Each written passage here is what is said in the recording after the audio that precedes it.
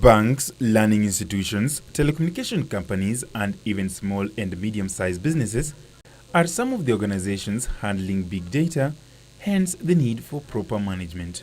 But many companies in these fields, because of the critical information they handle, end up spending enormous sums of money on developing efficient ICT infrastructure, which in turn drive up cost of operation. But for some, cloud computing provides an alternative. So what is cloud computing? It's putting softwares and services online. That is on the cloud. That's what you mean by the cloud. It means you are working from the internet. Now, the problem with the portable device like this is that it might crash with the data inside, or I might just lose it. But if my backup is on cloud, then I don't have to worry, since all I need is a password to access the backup.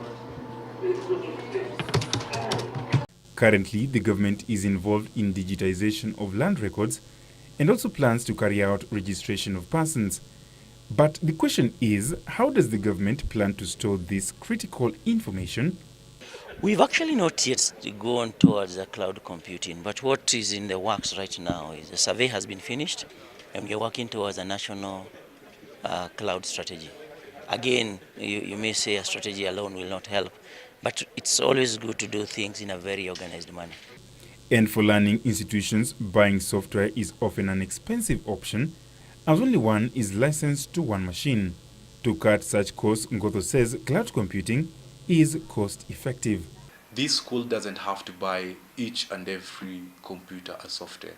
They'll just have to host one software on the cloud, then each and every student can access the same software. The online storage of data can also help firms reduce operational cost, especially on servers. You don't have to incur costs for maintenance or hiring IT personnel to configure your own servers. You don't go through maintenance. That means the servers, sometimes some disks may burn, may get disconfigured and all that. So that means you don't go through all that.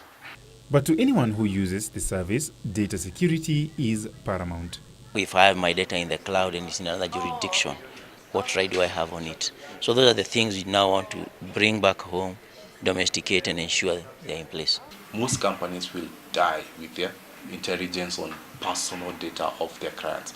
Since the moment you give this data out, assuming you're on our crowd, Kipacha crowd, the moment I give this data to investigators or the banks or whatever, every other client will feel their data is unsafe. The data stored on cloud can either be stored as public, where it is available to everyone, as private, where the virtual space belongs to an individual or an organization, or hybrid, which is a combination of both.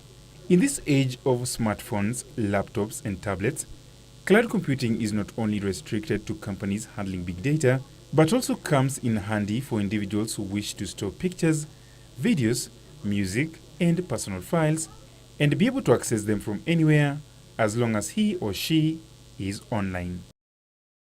For TechZone, I'm Ronald Owili.